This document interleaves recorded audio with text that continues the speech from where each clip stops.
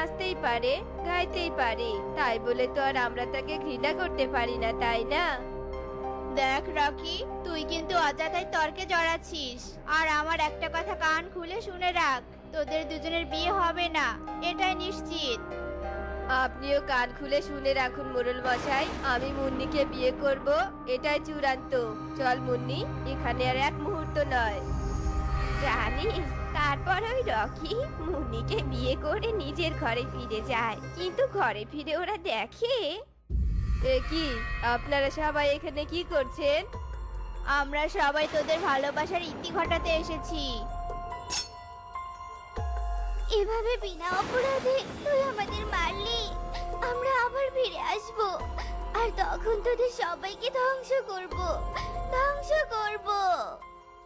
এই শেষ কথাটুকু বলেই ওরা দুজনেই মারা যায়।